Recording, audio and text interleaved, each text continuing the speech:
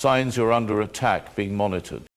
There is a moment, often subtle, where the world no longer feels quite as it did before. The air is heavy with something unseen, an awareness that presses against the senses. If you have ever felt watched when no eyes were in sight, if you have ever sensed an unseen hand moving against you, then you may already know not all battles are fought with swords, and not all prisons have walls. Evil, when it moves, does not always come in the form of roaring beasts. Sometimes it is the slow tightening of a noose you cannot see, the quiet shifting of things once certain. You may notice it in the way conversations around you change, words spoken in half-breaths, glances exchanged when you enter the room. You may find small things missing, not enough to alarm, but just enough to unsettle. And then comes the doubt. It is not enough for the enemy to watch. They must make you question yourself. Did you misplace that key? Did you truly hear that sound in the night, or was it just the wind? The war is not waged in the open, but in your mind, where your own thoughts are turned against you. Evil rarely arrives with trumpet sounding or banners raised. It does not declare war in the open, nor does it charge like an enemy seen from afar. Instead, it comes quietly, softly, slipping in through the unnoticed corners of daily life. It is a whisper before it is a roar, a flicker before it is a blaze, a shadow before it is a strike. The first sign is often a feeling, an unease that cannot be named, a shift in the air that the mind cannot fully grasp. It is the sensation that something, somewhere, is wrong, though you cannot yet place why. Perhaps it is the way the world begins to move differently around you. Familiar places feel subtly altered, as if they are being viewed through glass that is just slightly warped. Conversations take on an undercurrent you cannot quite decipher, and silence stretches too long in places where words once flowed easily.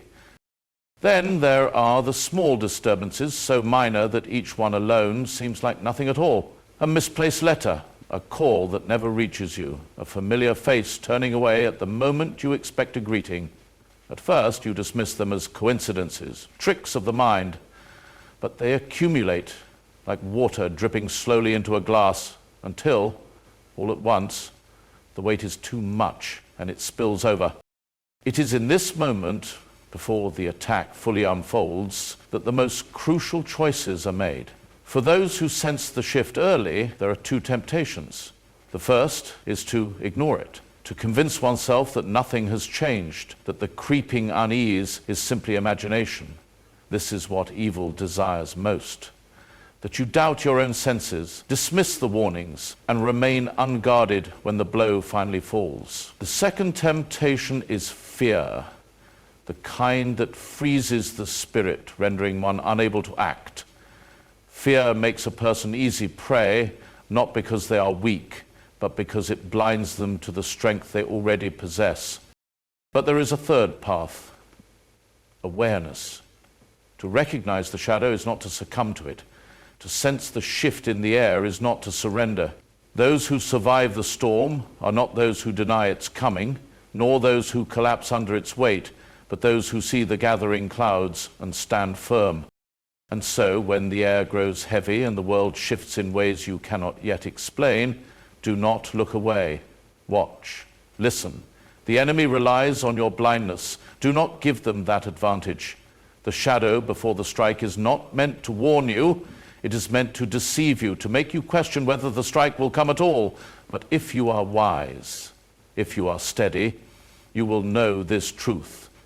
A shadow does not exist without something to cast it. And where there is a shadow, there is always something moving just beyond the edge of sight. There are those who watch, but not with eyes as we know them. Their presence is felt rather than seen. Their gaze a pressure rather than a glimpse. They do not announce themselves, nor do they call attention to their watching, and yet their presence is undeniable. At first, you notice it as a mere feeling, an inexplicable awareness that you are not as alone as you once believed. It is the sensation of being observed in an empty room, the prickle at the back of your neck when no one is behind you. You turn, expecting to meet a gaze, yet there is nothing there. You tell yourself it is your imagination. Perhaps you are simply tired. Perhaps the mind plays tricks, finding patterns where none exist. But then it happens again and again. Conversations seem to pause when you enter. Those who once met your eyes without hesitation now hesitate for just a moment too long. Their words are carefully measured, their smiles carrying something just beneath the surface. Messages go unanswered.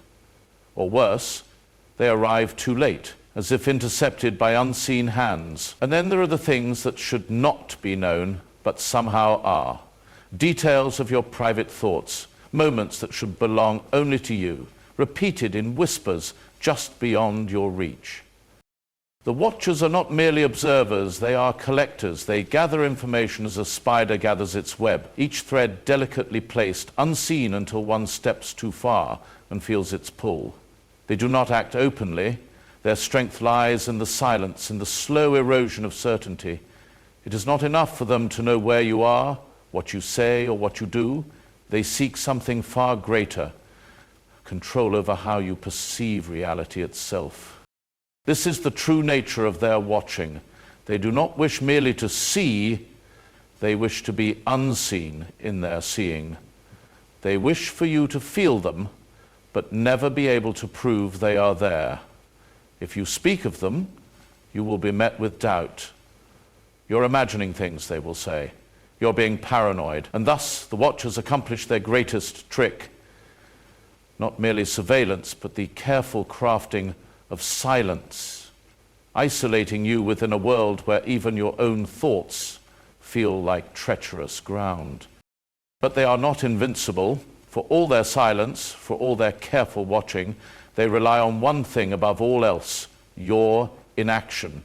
They need you to do nothing. They need you to doubt yourself so that you will not resist.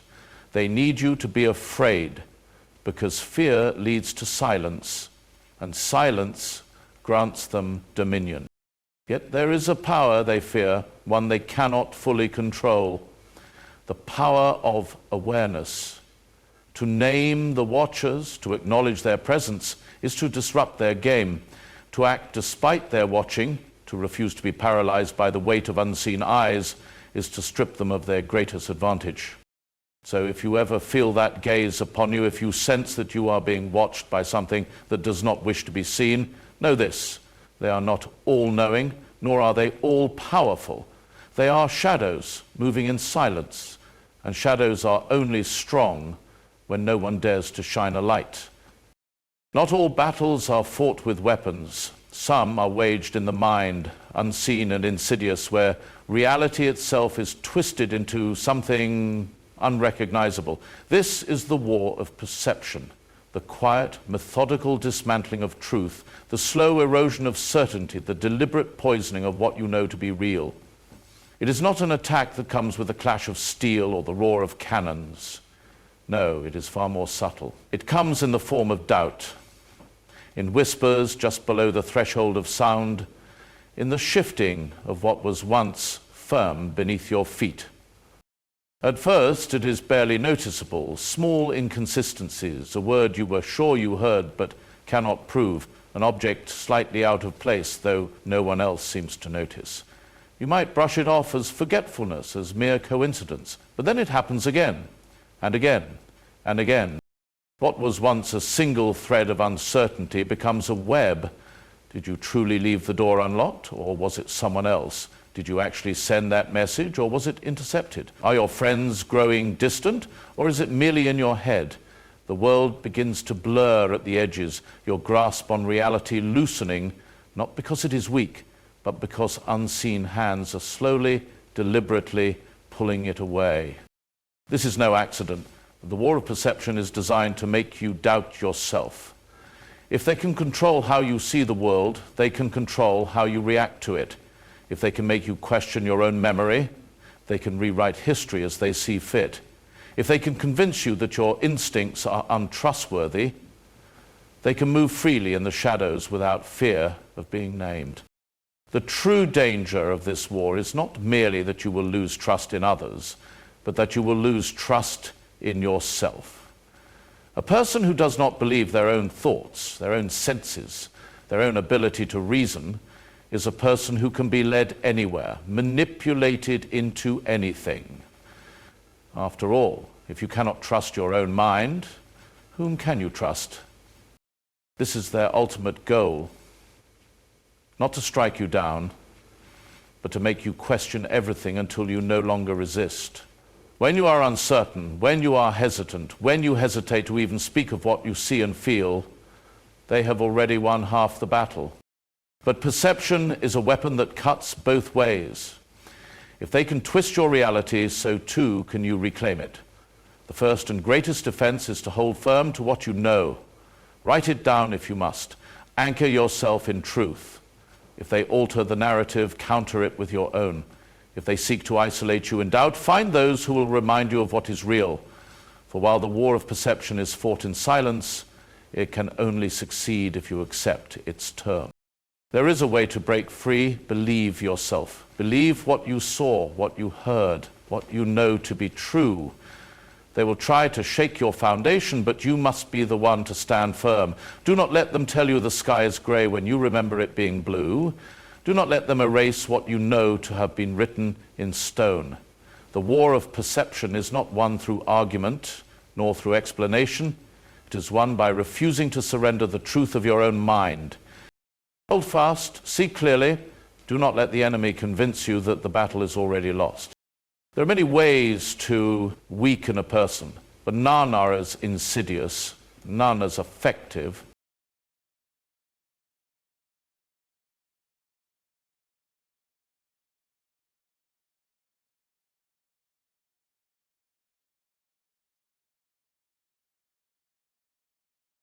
as isolation.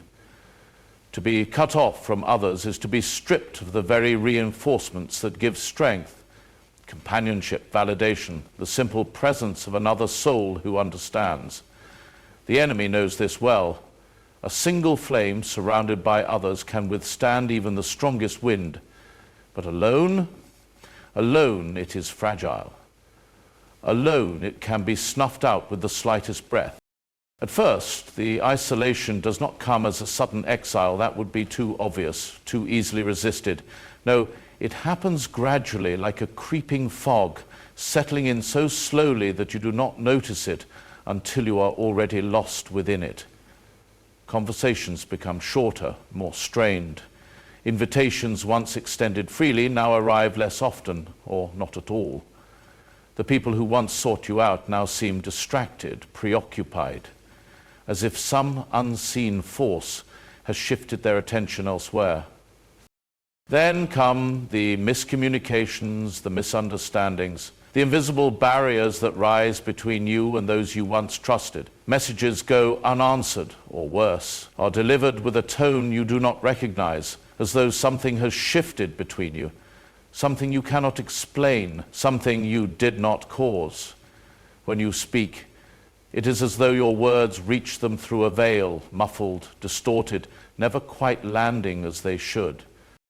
And then, when the silence has settled in, when the distance has grown vast, the doubts creep in. Was it always this way? Did I push them away? Did I say something wrong? The very absence of explanation becomes a weapon against the mind. The enemy does not need to tell you that you are alone. They merely need to create the space in which you begin to believe it yourself. But isolation is not merely about loneliness. No, loneliness is only the beginning. The true purpose is to make you vulnerable, to take away the mirrors in which you see yourself reflected so that your sense of self begins to warp, to strip you of witnesses so that no one can confirm the reality you once knew to be true, to ensure that when the final attack comes, whether it is a lie, a betrayal, or a direct blow, you will have no one left to stand beside you, no one to say, I see it too. I believe you. You are not alone. And the worst part, the cruelest twist, is that by the time you realize what has happened, it is often too late. The bridges have already burned, the doors have already closed. The world that once surrounded you, full of familiar voices and trusted hands, is now a distant memory, and in its place there is only the silence. There is a rhythm to life, a structure so familiar that most people do not even notice it until it begins to unravel. It is in the simple things, the way a letter arrives when it should, the way a key turns smoothly in a lock, the way a routine follows its expected course. Order is what makes the world navigable, what allows the mind to rest in certainty. But when that order is disrupted, when the foundation begins to crack in small, almost imperceptible ways, the effect is far more unsettling than any outright attack. At first, the disruptions seem harmless. A misplaced object, a forgotten detail, a small delay that should not have happened. You write it off as coincidence, as absent-mindedness, as the natural imperfections of daily life. But then it happens again and again. The keys are not where you left them. A document you were certain you placed in a drawer has vanished, only to reappear later in a place you would never have put it. The numbers on your clock seem to jump in ways that do not make sense, as if time itself is slipping just out of reach. Patterns begin to break. The people you rely on become unpredictable. One day warm, the next distant, their behavior shifting without explanation.